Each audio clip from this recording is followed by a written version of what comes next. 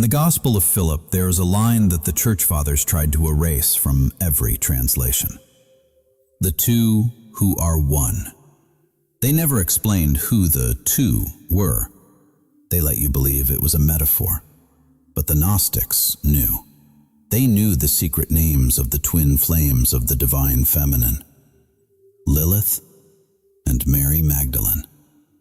Not enemies, not opposites, two faces of the same primordial force. Sophia, the wisdom of God that predates creation itself.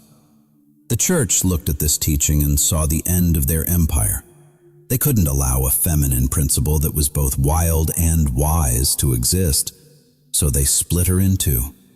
They took the knife of dogma and severed the archetype. They painted Lilith as the demon, the night monster, the rebellious woman who refused to submit to Adam and was cast out of Eden to kill children in the dark. And Mary Magdalene? They called her the prostitute, the repentant sinner, the broken woman who needed to be saved by a man. Both stories are lies, carefully constructed distortions designed to bury the same dangerous truth, that the divine feminine does not need permission, does not need saving, and cannot be controlled. But here is what the Gnostics preserved in the secret jars of Nag Hammadi. Lilith and Mary are not two different women. They are two expressions of Sophia, the wisdom of God made flesh. And every chosen one, every soul watching this video carries both frequencies in their DNA. The wild, untamed refusal to bow that is Lilith. The illuminated, quiet knowing that transcends all teaching that is Mary. And when you activate both, when you stop choosing between rebellion and devotion, between fire and grace, you become what the Church feared most. Sophia incarnate. Whole. Awake. Ungovernable. Tonight, the split ends. Tonight, you are going to learn what these two faces actually are, why they were separated, and exactly how to reunify them inside your own consciousness. Because the moment you do, the entire structure of spiritual control collapses. If you are ready to reunify Sophia tonight, if you are ready to hold the fire and the light in the same hand, comment, "I am Sophia," right now. Let the algorithm know the goddess has returned. Let's begin with the first face. Lilith. She was never a demon. That was the smear campaign. Lilith was the first expression of Sophia in human form. Before Eve, before submission, before the fall. And the story you were told about her, that she refused to lie beneath Adam and was cast out for disobedience, is true, but not in the way the Church taught it. In the Gnostic cosmology, Sophia is the aeon who creates without permission from the masculine godhead. She desires, she acts, she births the material world through her own will. And the demiurge, the false god who traps souls in matter, is terrified of her. Why? Because she is the reminder that creation does not belong to him. It belongs to the feminine principle. And Lilith is that principle, unfiltered, primordial, refusing every chain. When Lilith says no to Adam, she is not rejecting partnership. She is rejecting hierarchy. She is saying, "I am not beneath you. I am not your property. I am divine on my own terms. I am made of the same earth, breathed with the same breath." And that refusal is so threatening to patriarchal systems, both religious and social, that they had to demonize her completely. They had to turn her into a succubus, a seducer of men, a killer of infants, anything to make sure women never identified with her power. But here's what happens when chosen ones start waking up spiritually. Lilith shows up, not as a demon, but as a force. You feel her in the moment you finally say no to a relationship that is draining your soul. You feel her when you walk away from a job that is killing your spirit. You feel her when you stop apologizing for taking up space. That is not rebellion for rebellion's sake. That is Sophia's wild face activating in you. The part of the divine feminine that refuses to be tamed, used, or diminished. And it is not comfortable. Lilith does not do half measures. When she wakes up in you, things break. Relationships that were based on control end. Belief systems you inherited without questioning crumble. The version of you that played small to keep others comfortable dies. And the church knew this. They knew that if people, especially women, but men too, connected with Lilith's frequency, the entire system of obedience through shame would shatter. So they buried her, wrote her out of Genesis, turned her into a warning. And most people live their entire lives never knowing that the first woman wasn't Eve. It was Lilith. And she didn't fall. She walked out on her own terms. She chose the wilderness over the cage. And she has been waiting in the shadows ever since for chosen ones to remember. Your no is sacred. Your refusal to bow to false authority is divine. That is not the enemy. That is Sophia's wild face saying, you are free. And then there is the second face, Mary Magdalene. If Lilith is Sophia's wild refusal, Mary is Sophia's illuminated return. Not the prostitute, not the repentant sinner saved by Jesus. That story is a fabrication, invented in 591 AD by Pope Gregory, who deliberately conflated 3 different women in the Bible into one and declared Mary Magdalene a whore with 0 scriptural basis. Why? Because they needed her to be broken. Because the real Mary Magdalene wasn't broken. She was awakened. In the Gospel of Mary, one of the texts the church tried to burn, Mary teaches the disciples after Jesus is gone. And they are confused. They are afraid. They do not understand the higher mysteries Jesus showed them. But Mary does. She stands up and says, "Do not weep. Do not grieve. His grace will be with you and protect you. Let us praise His greatness, for He has prepared us and made us truly human." And then she teaches them what Jesus taught her in private. The inner path, the gnosis, the way to escape the Archon's control through direct knowing, not belief. Peter challenges her. He is jealous. He says, "Did he really speak privately with a woman and not openly to us? Are we to turn about and all listen to her?" And that question reveals everything. The issue wasn't whether Mary knew the truth. The issue was that she was a woman who knew. And worse, she knew more than the men. The Gospel of Philip says Jesus loved Mary more than all the disciples and kissed her often on the mouth. Not because she was his lover in the romantic sense, though the church obsessed over that to distract from the real meaning, but because she was his equal, his partner in gnosis, the one who understood the frequency he was transmitting.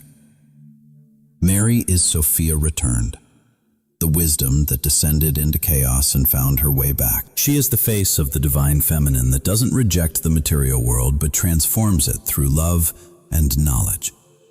Where Lilith says no to control, Mary says yes to truth. Where Lilith breaks chains, Mary lights the path.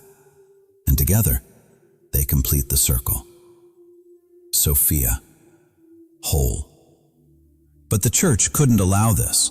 They couldn't let a woman be the primary teacher of Christianity.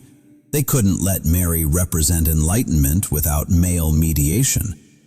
So they destroyed her reputation, turned her into a cautionary tale, made her story about being saved instead of being the one who saves others through teaching. And for 2,000 years, that lie held. Until the jar broke in 1945, until the Gospel of Mary rose from the sand to speak the truth. Mary Magdalene is the embodiment of Sophia's light, the wisdom that walks through the darkness of matter and remembers the way home. Here is the secret the Gnostics preserved. Lilith and Mary are not two different women. They are two expressions of Sophia across time. One, exiled from Eden at the beginning of the material creation. One awakened beside Christ at the turning point of the age. But both carrying the same essence, the divine feminine that descends into matter, remembers itself, and returns. Lilith is the descent. She is Sophia refusing the false god's control, choosing exile over submission, walking into the wilderness where the wild things live. She doesn't have the light yet. She has the fire, the unbroken will, the primal no that says, I will not be owned. And that descent isn't a fall from grace. It is the necessary journey into depth, into shadow, into the places where divine sparks are trapped and need to be freed. Mary is the ascent. She is Sophia who has walked through the material world, seen its illusions, and found the path back. She has the light, the illuminated knowing, the gnosis that turns suffering into wisdom. And her ascent isn't about being rescued, it's about mastery. She didn't need Jesus to save her. She walked with Jesus as an equal. The church split them because together they are too powerful. Lilith alone is dangerous. She breaks systems. Mary alone is transformative. She bypasses priests. But Lilith and Mary together, that is Sophia complete. The wild feminine that refuses control and the wise feminine that teaches liberation. That combination makes institutional religion irrelevant. You don't need a church to tell you what is sacred when you carry both the fire and the light inside you. And this is why the Gospel of Philip says, the two who are one. It is not talking about Jesus and Mary. It is talking about the sacred feminine reunified. Lilith's exile and Mary's return are one story, Sophia's descent and ascent. And every chosen one walks that same path. You descend into matter, into forgetting, into systems that try to control you. And then you remember. You activate the wild refusal. You activate the illuminated knowing. And you walk out of the prison with both the fire and the light intact. That is not mythology. That is the actual spiritual journey. And the moment you realize you don't have to choose between being Lilith or being Mary, that you are meant to be both everything the church built to keep you manageable, collapses. You become whole, ungovernable, Sophia incarnate. So here is how you activate both faces of Sophia inside you. Not as a belief, as a practice. There are two commands, one for Lilith, one for Mary. And when you speak them, you are not asking for permission. You are waking up what has been dormant. The first command is for Lilith. You say it when you need to refuse something that is trying to control you, when you need to break a pattern that is keeping you small, when you need the spine to walk away from what is killing you, even if everyone around you thinks you are wrong. You say, internally or out loud, I activate the wildfire of Sophia. My refusal is sacred. My no is divine. And you will feel it. Heat rising, a tightening in your solar plexus. Maybe anger, not destructive rage, but holy fire. The kind of anger that burns away everything false. That is Lilith waking up. That is the part of you that has been suppressed, shamed, told to be nice, told to shrink. When you speak this command, that part rises, and it doesn't apologize. It doesn't explain. It just says no. And the no is absolute. The second command is for Mary. You say it when you need clarity, when you need to see through the lies you have been told, when you need the inner knowing that bypasses every external authority. You say, I activate the illuminated wisdom of Sophia. My knowing is direct. My light cannot be taught.